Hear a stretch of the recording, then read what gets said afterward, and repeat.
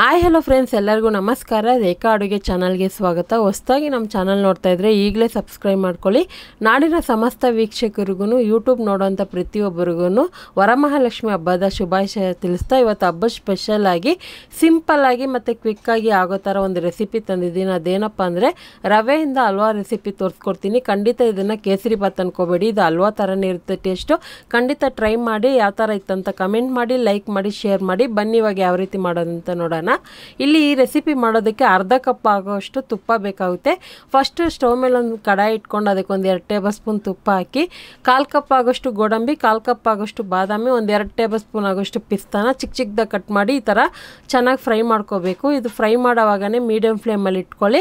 ಆನಂತರ ಇದಕ್ಕೆ 2 table spoon ಆಗೋಷ್ಟು ದ್ರಾಕ್ಷಿ, ಒಂದು 5 ರಿಂದ 6 ಲವಂಗ ಹಾಕ್ಕೊತಾ ಇದ್ದೀನಿ. ಲವಂಗ ಹಾಕಿದ್ರೆ ಒಂದು ಫ್ಲೇವರ್ ಚೆನ್ನಾಗಿರುತ್ತೆ ರೆಸಿಪಿನಲ್ಲಿ.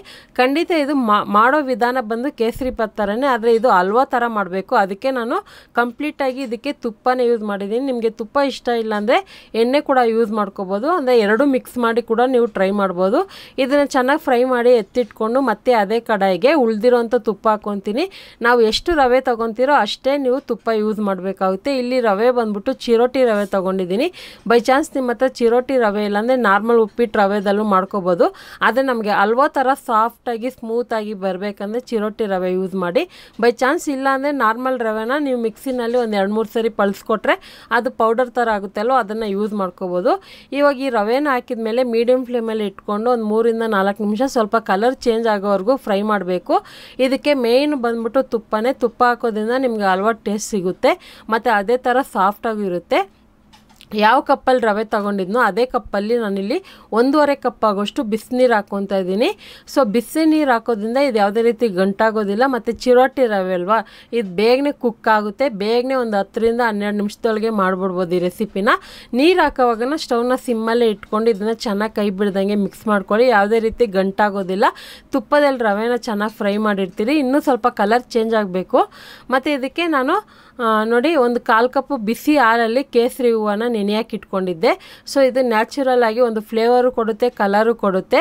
ಸೊ ಬೈ ಚಾನ್ಸ್ ನಿಮ್ಮ ಹತ್ರ ಕೇಸರಿ ಹೂವು ಇಲ್ಲಾಂದರೆ ಸ್ಕಿಪ್ ಮಾಡಿಕೊಂಡು ಬೇಕಂದರೆ ಬಾದಾಮಿ ಪೌಡರ್ ಒಂದು 2 ಟೇಬಲ್ ಸ್ಪೂನ್ ಹಾಕ್ಕೊಂಡ್ರೆ ಕಲರು ಕೊಡುತ್ತೆ, ಸ್ವಲ್ಪ ಫ್ಲೇವರು ಡಿಫ್ರೆಂಟ್ ಆಗಿರುತ್ತೆ. ಇದನ್ನು ಹಾಕ್ಕೊಂಡ್ಮೇಲೆ ಚೆನ್ನಾಗಿ ಮಿಕ್ಸ್ ಮಾಡ್ಕೊಳ್ಳೋಣ. ಆಲ್ಮೋಸ್ಟ್ ಇವಾಗ 3/4% ಬೆಂದಿರುತ್ತೆ ಇದು. ಅದನ್ನು ಸ್ಟವ್ನ ಸಿಮ್ಮಲ್ಲೇ ಇದನ್ನು ಇಟ್ಟು ಮಾಡಿ ಒಂದು 2 ನಿಮಿಷ ಇದನ್ನು ಬಿಡೋಣ. ಸೊ ಒಂದು 2 ನಿಮಿಷ ಆದಮೇಲೆ ಮತ್ತೆ ಇದನ್ನು ಓಪನ್ ಮಾಡಿಕೊಂಡು ಸ್ವೀಟ್ ನಿಮ್ಗೆ ಎಷ್ಟು ಬೇಕೋ ನೋಡಿ ಹಾಕ್ಕೊಳ್ಳಿ.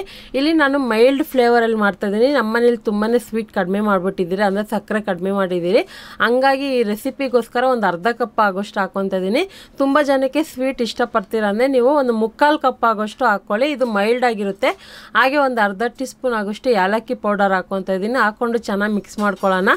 ಸಕ್ಕರೆ ಹಾಕೋದ್ರಿಂದ ಇವಾಗ ಮತ್ತೆ ಅದು ಲಿಕ್ವಿಡ್ ಥರ ಆಗುತ್ತೆ.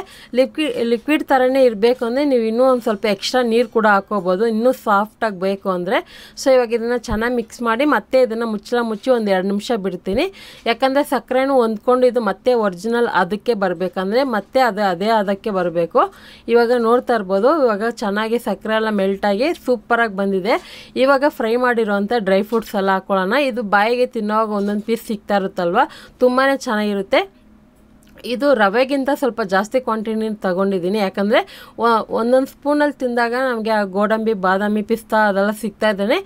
ಒಂದು ಹಲ್ವಾಗೆ ಒರಿಜಿನಲ್ ಏನು ಇರುತ್ತೋ ಅದೇ ಥರ ಟೇಸ್ಟ್ ಸಿಗುತ್ತೆ. ಆಲ್ಮೋಸ್ಟ್ ಇವಾಗ ರೆಡಿ ಆಯಿತು, ನೋಡ್ತಾ ಇರ್ಬೋದು. ತುಂಬಾ ಚೆನ್ನಾಗಿರುತ್ತೆ. ನಿಮ್ಮ ಮನೇಲಿ ವಿಶೇಷ ದಿನಗಳಲ್ಲಿ ಅಥವಾ ದೇವಸ್ಥಾನಕ್ಕೆ ಪ್ರಸಾದವಾಗಿ ಮಾಡ್ತೀರಂದರೆ, ಅಲ್ಲ ದೇವರ ನೈವೇದ್ಯಕ್ಕೆ ಇಡ್ತೀರಂದರೆ, ಅಥವಾ ವಿಶೇಷ ದಿನಗಳಲ್ಲಿ ಈ ರೆಸಿಪಿನ ಟ್ರೈ ಮಾಡಿ ನೋಡಿ. ತುಂಬಾ ಚೆನ್ನಾಗಿರುತ್ತೆ. ನೋಡೋದಕ್ಕೂ ಎಷ್ಟು ಸಾಫ್ಟಾಗಿ ಸೂಪರಾಗಿ ಬಂದಿದೆ. ಖಂಡಿತ ಈ ರೆಸಿಪಿನ ನೀವು ಮನೇಲಿ ಟ್ರೈ ಮಾಡಿ ನೋಡಿ, ಎಲ್ಲರಿಗೂ ಇಷ್ಟ ಆಗುತ್ತೆ. ಯಾವಾಗೂ ಒಂದೇ ಥರ ಪ್ರಸಾದಗಳನ್ನ ಮಾಡ್ತಾಯಿದ್ದೆ, ಈ ಥರ ಒಂದು ಡಿಫ್ರೆಂಟಾಗಿ ಕೂಡ ಟ್ರೈ ಮಾಡಿ ನೋಡಿ. ಸೊ ಇಷ್ಟನೇ ಪಡಲ್ಲ ಅನ್ನೋರು ಕೂಡ ಕೇಳಿ ಹಾಕ್ಸ್ಕೊಂಡು ತಿಂತಾರೆ, ಅಷ್ಟು ಚೆನ್ನಾಗಿರುತ್ತೆ. ಖಂಡಿತ ಈ ರೆಸಿಪಿ ನೀವು ಮನೇಲಿ ಟ್ರೈ ಮಾಡಿ. ಹಾಗೆ ನಿಮ್ಗೆ ಯಾವ ಥರ ಬಂತು ಅನ್ನೋದನ್ನ ಕಮೆಂಟ್ ಮೂಲಕ ತಿಳಿಸಿ. ಈ ರೆಸಿಪಿ ನಿಮಗೆ ಇಷ್ಟ ಆಗಿದ್ರೆ ಈ ರೆಸಿಪಿಗೆ ಜಾಸ್ತಿ ಲೈಕ್ ಮಾಡಿ, ನಿಮ್ಮ ಫ್ಯಾಮಿಲಿ ಫ್ರೆಂಡ್ಸ್ಗೂ ಶೇರ್ ಮಾಡಿ. ರೇಖಾ ಅಡುಗೆ ಚಾನಲ್ನ ಹೊಸದಾಗಿ ನೋಡ್ತಾ ಇದ್ದರೆ ಈಗಲೇ ಸಬ್ಸ್ಕ್ರೈಬ್ ಮಾಡ್ಕೊಳ್ಳಿ, ಆಲ್ ಅನ್ನೋ ಆಪ್ಷನ್ನು ಕ್ಲಿಕ್ ಮಾಡ್ಕೊಳ್ಳಿ. ಈ ವಿಡಿಯೋ ನೋಡಿದ್ದಕ್ಕಾಗಿ ಎಲ್ರಿಗೂ ಧನ್ಯವಾದಗಳು.